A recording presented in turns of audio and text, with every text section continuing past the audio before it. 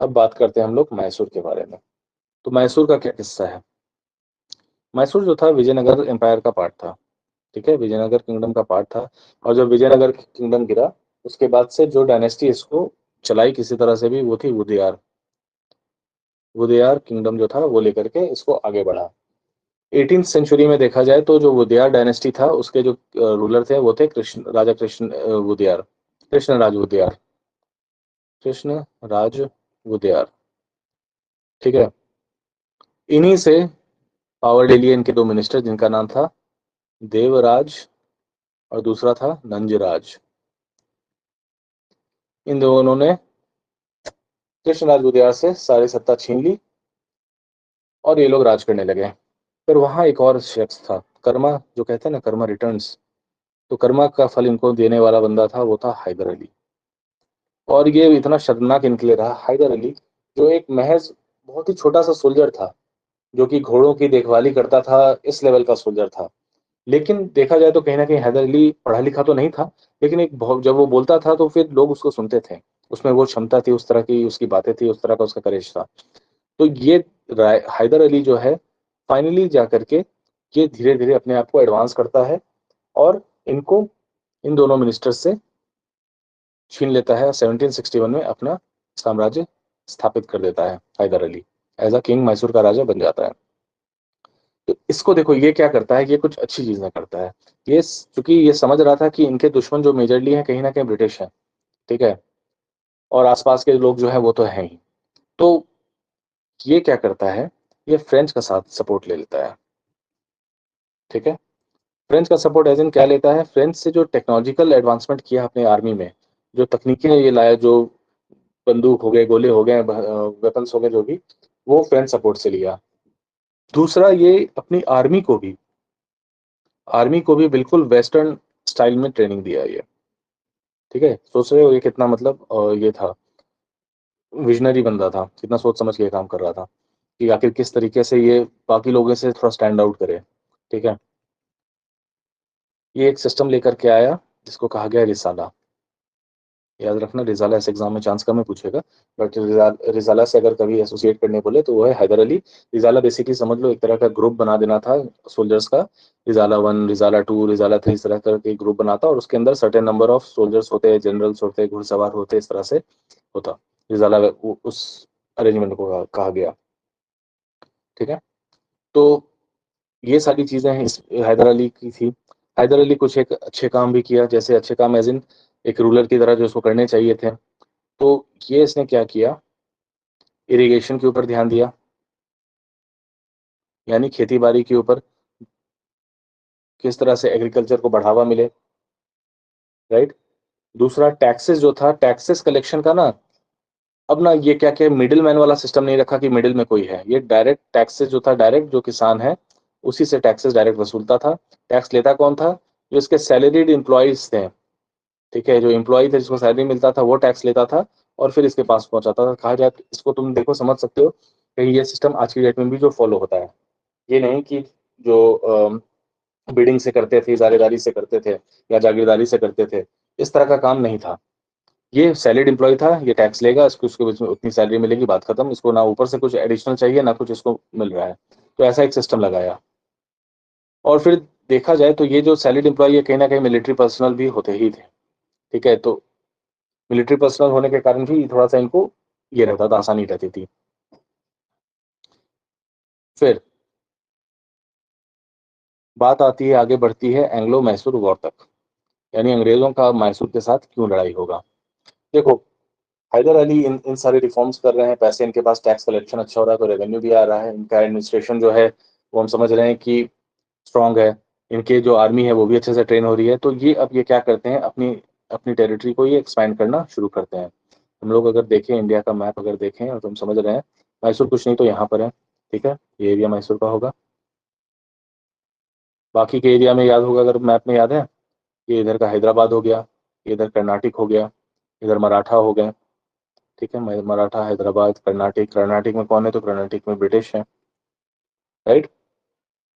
तो ये जब अपना साम्राज्य को बढ़ाने लगा तो बाकी जो मराठा हो गए हैं और जो हैदराबाद हो गया, ये सब इन सबों को थोड़ा सा ये होने लगा, डिस्टर्बेंस होने लगा। ठीक है, त्रावणकोर जो इधर है, त्रावणकोर ने भी इस बात के लिए आपत्ति उठाई। तो मैसूर और जो फ्रेंच हैं, इनकी फ्रेंडशिप को भी देखकर ब्रिटिश को भी टेंशन हो रही थी कि आखिर क्या चक्कर चल रहा है। ठीक है, ये एक रीज़न हुआ। फिर देखा जाए तो इधर का जो कोस्ट है, इधर के कोस्टल एरियाज़ में भी अगर देखा जाए तो मैसूर का कंट्रोल था। तो इससे इनको डर था कि जो भी हमारी शिप वगैरह आएगी, तो कहीं न कहीं ब्रिटिश को डर था कि हमारे ट्रेड के ऊपर इश्यू होगा। इस एरिया में ये लोग क्या लेते थे, तो इलायची लेते थे यानी कार्डामम, या फिर काला मिर्च लेते थे यानी ब्लैक पेपर। इन सब चीज़ों के ऊपर इनको डर था कि ये अपने मन से, अगर जब यहाँ से सारे चीज़ें जा रही है, एक्सपोर्ट हो रही हैं, तो ब्रिटिश को डर था कि हमारे इन एक्सपोर्ट्स के ऊपर हैदर अली लोग कुछ प्रॉब्लम कर दें, मैसूर कर दें। और जो कि देखा जाए 1785 में इन्होंने किया भी, टीपू ने किया, टीपू सुल्तान ने ऐसा कुछ किया भी। तो चीज़ें कहीं न कहीं इनके लिए थोड़ा-सा प्रॉब्लमैटिक लग रहा था अगल-बगल के रीजन के सारे स्टेट्स के ऊपर। तो इस कारण से ही देखा जाए तो पहला एंग्लो मैसूर वॉर स्टार्ट होता है, जो कि एक टेरिटोरियल डिस्प्यूट के कारण स्टार्ट होता है। तो हम समझ रहे हैं यहाँ पर कि मराठा एक स्तर आ गए, और निज़ाम जो है वो आ गया, और ब्रिटिश जो है कर्नाटक में ये आ गए। ये सारे मिल कर के हैदर अली से लड़ने आ गए। कहीं न कहीं हैदर अली भी देखो बहुत समझदार था। हैदर अली समझ गया कि तीनों से लड़ना पॉसिबल नहीं है। तो ये बोलता है कि मराठा भाई और निज़ाम भाई, हम लोग ना आपस में भिड़ लेंगे, देख लेंगे क्या करना है। ब्रिटिश को आप मेरे ऊपर छोड़ दो। ये भी कहता है ठीक है भैया कर लो, जो करना हम लोग आपस में डिस्कस कर लेंगे। तो ये लोग बैकआउट कर गए और ब्रिटिश पड़ गए अकेले। और ब्रिटिश जब अकेले पड़ गए तो धुआंधार तरीके से हैदर अली ने इनको धो दिया। और उसके बाद क्या होता है, उसके बाद होता है मद्रास का संधि यानी ट्रीटी ऑफ मद्रास। इस ट्रीटी में क्या होता है, जो इनके बंधक थे उनको आपस में आप लोग छोड़ दो, एक दूसरे के बंधक छोड़ दो। जो आपने टेरिटरी कब्जाई एक दूसरे की वो वापस कर दो। तीसरा, ब्रिटिश जो है इन्होंने वादा किया कि अब तुम्हारे ऊपर अगर हमला होगा, जो कि मराठा लोग करेंगे अगर, या फिर निज़ाम करेगा अगर कभी, तो हम देंगे तुमको सपोर्ट। देख लो क्या दिमाग लगाया, पहले तो इनको अलग कर दिया कि हम लोग आपस में देख लेंगे।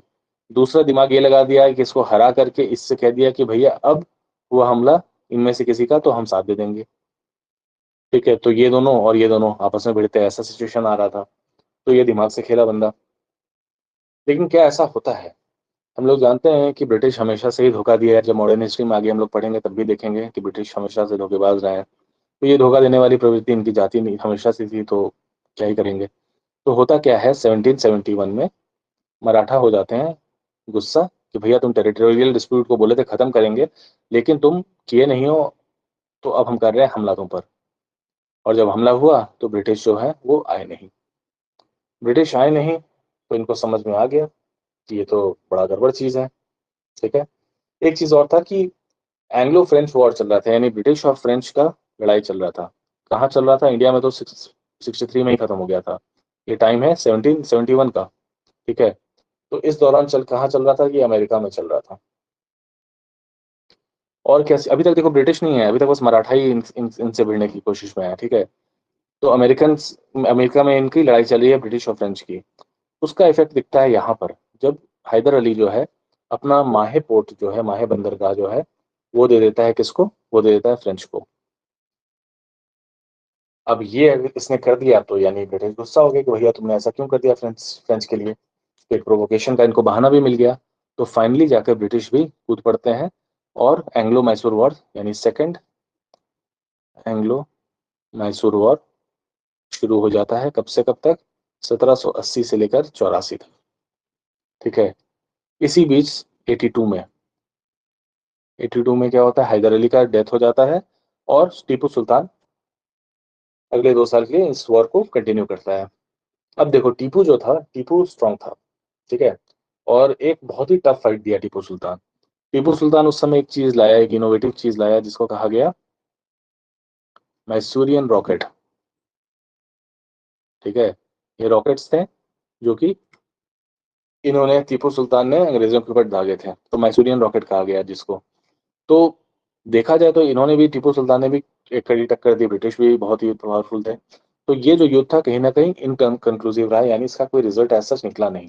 तो इसलिए इन लोगों ने आपस में एक ट्रीटी की जिसको कहा गया मैंगलोर की संधि यानी ट्रीटी ऑफ मैंगलोर, आज की डेट में मंगलुरु है ये, ठीक है। तो टीपू एक बार तो समझ गया कि ब्रिटिश लोग सही में, वो भी एक तरह से फील कर गया कि ये बिल्कुल बीच बीच का रहा है ये वाला युद्ध। तो कहीं ना कहीं उसको ये समझ में आया कि एक काम करते हैं, अपने आप को और मजबूत करना है अगर, तो अपने फोर्सेस को और स्ट्रांग करो। इसलिए वो तुर्की से, अफगानिस्तान से, इवन फ्रेंच से, इन सब से कहा कि इनको अपने मतलब अपने मिशंस भेजे हैं इसने, मतलब अपने लोगों को भेजा और इनसे कहा कि मुझे आपका सपोर्ट चाहिए, ठीक है। इस तरह से ये अपने आप को सपोर्ट लेने के लिए बाहर बाहर देशों तक पहुंच गया था। टीपू ने इस लेवल के काम किया। नेक्स्ट, अब क्या होता है, ट्रेवनकोर। ट्रेवनकोर पे ऊपर हो जाता है हमला। कौन करता है, तो टीपू करता है, ठीक है। ट्रेवनकोर कहाँ था, नीचे की ओर था, इधर था ट्रेवनकोर, इस एरिया में। तो ट्रेवनकोर पे टीपू कर देता है हमला, और this led to the third Anglo Mysore war, ठीक है। क्योंकि ब्रिटिश जो है ट्रेवनकोर के सपोर्ट में आ जाते हैं उसको बचाने के लिए, मराठा भी आ जाते हैं और निज़ाम भी आ जाते हैं, सब आ जाते हैं, और टीपू पड़ जाता है अकेला। इंग्लिश का उस समय कौन था गवर्नर, तो वो था कॉर्नवालिस, तो कॉर्नवालिस रहता है। अब जब ये होता है तो टीपू सुल्तान इज डिफीटेड, और इसके बदले में क्या होता है, ये होता है बहुत ही ह्यूमिलिएटिंग सा चीज, ट्रीटी ऑफ सेरिंगपट्टनम। अब ये इतना बुरा था कि पहला तो अपना मैसूर का इसको आधा से ज्यादा टेरिटरी देना पड़ गया था ब्रिटिश को। उसके अलावा 1.3 करोड़, सॉरी 3.3 करोड़ ये इन्होंने वॉर इंडेमनिटी दिया ब्रिटिश को, यानी जो युद्ध में इनका नुकसान हुआ ब्रिटिश का, उसके लिए 3.5 करोड़ रुपए का मुआवजा देना पड़ा उनको। उसके अलावा टीपू सुल्तान के बेटों को, सन्स को, उनके बेटों को ब्रिटिश ने बंदी बना लिया था कि जब तक पूरा मुआवजा नहीं दोगे बेटों को नहीं छोड़ेंगे। सोचो किस लेवल का ह्यूमिलेशन इनके लिए था। तो ये बात है 1790 से 92 की। 92 में ये ट्रीटी ऑफ सेरिंगपट्टनम हुआ, ठीक है, 1792 में। अब अपने बेटों को भी वापस लाना था। टीपू ने कहा कि एक काम करते हैं, ट्राई करते हैं एक बार, और इनको अ, हराते हैं। लेकिन इनके पास फंड्स ही नहीं थे, सारे पैसे सारे रिसोर्सेज जा रहे थे। और इसी बीच क्या होता है, 1798 में कौन आ जाता है, वेलेस्ली। अभी वेलेस्ली को हम लोग कहाँ देखे थे, वेलेस्ली को देखे थे जब बाजीराव टू गया था सपोर्ट मांगने के लिए, है ना। तो वेलेस्ली जो है आता है और वो अपना दिमाग से क्या करता है, कहता है कि सब्सिडियरी अलायंस ले लो, क्योंकि ये तो इसका मेन चीज था। सब्सिडियरी अलायंस टीपू को भी ऑफर करता है कि भैया तुम्हारा लोन वोन इतना है, काम करो सब्सिडियरी अलायंस एक्सेप्ट कर लो। टीपू रिजेक्ट कर दिया कि नहीं, हम तो तुम्हारा पैसा देंगे, तुम्हारी गुलामी नहीं सहेंगे। तो अब वेलेस्ली को आया गुस्सा। तो ये कुछ ना कुछ बहाना करके कि तुम ये अफगान के साथ कर रहे हो ट्रेड अपना, या फिर अफगान के साथ तुम अटैचमेंट कर रहे हो, या फिर अरब्स के साथ कर रहे हो, या फिर फ्रेंच के साथ एसोसिएट हो रहे हो, कुछ ना कुछ उलझुल बहाने बना करके फाइनली टीपू के अगेंस्ट इसने अपना बैटल फील्ड खोल दिया फिर से। और ये बहुत ही छोटा वॉर था, ये अप्रैल में स्टार्ट हुआ और मई में खत्म हो गया, जब टीपू सुल्तान का डेथ हो जाता है, टीपू सुल्तान को मार दिया जाता है और सेरिंगपट्टनम ब्रिटिश के हाथ में चला जाता है, यानी मैसूर इज डाउन। यानी जो फोर्थ एंग्लो मैसूर वॉर था, जो चौथा एंग्लो मैसूर वॉर हुआ, वो हुआ 1799 में, और 1799 में ही खत्म हो गया, अप्रैल में स्टार्ट मई में खत्म। और इसका रिजल्ट क्या होता है, तो मैसूर में वापस से आ जाता है कौन सा, वुडियार डायनेस्टी। वुडियार डायनेस्टी आ जाता है, और वुडियार डायनेस्टी जो आता है वो ऐसे ही नहीं आता है, वो सब्सिडियरी अलायंस को एक्सेप्ट करने के बाद ही आता है। जाहिर सी बात है, जो ब्रिटिश जीते हैं वो अपने हिसाब से शर्त रखेंगे, वो कह रहे हैं तुमको ठीक है हम डायनेस्टी दे रहे तुम्हारा वापस, लेकिन तुमको हमारे अंडर रह करके काम करना होगा, सब्सिडियरी अलायंस में आ जाओ। तो ये किस्सा रहा मैसूर का, और मैसूर के चारों वॉर्स का ब्रिटिश के साथ। अब लास्ट है हमारा पंजाब, ठीक है। ये कौन से साल की बात है, 1798 तक, यानी अभी तक 18th सेंचुरी शुरू नहीं हुआ है। हम देख रहे हैं कि मैसूर डाउन हो चुका है, और 18th सेंचुरी शुरू होने के कुछ समय बाद ही हम देख रहे हैं 1820 आते आते हमारे मराठास भी डाउन हो गए, यानी अगर देखा जाए तो 18 सेंचुरी की, सॉरी 19 सेंचुरी उसको कहा जाएगा, यानी 1800 आने के पहले मैसूर डाउन, 1820 आते आते मराठा डाउन पूरी तरह से। और अब हम लोग देखेंगे जो हमारा पंजाब है वो कैसे 1857 के काफ़ी पहले आते आते ही ये भी डाउन हो जाता है, क्योंकि 1857 जब अब हम आगे पढ़ेंगे तो ये बहुत ही मेजर इवेंट होने वाला है। तो हम कहीं ना कहीं इस चीज़ पे ध्यान देंगे कि 1857 होने के पहले किस तरह से ब्रिटिश जो है फाइनली जो सक्सेसर स्टेट थे सारे 57 तक, 1757 तक उनको ख़त्म कर चुके हैं। सारे फॉरेन जितने फॉरेनर्स थे उनको कर चुके हैं ख़त्म। और अब 1857 आते आते जो हमारे बाकी के बचे थे, मराठा हो गए, मैसूर हो गया और पंजाब हो गया, इन सबको भी अब ये टैकल करने वाले हैं।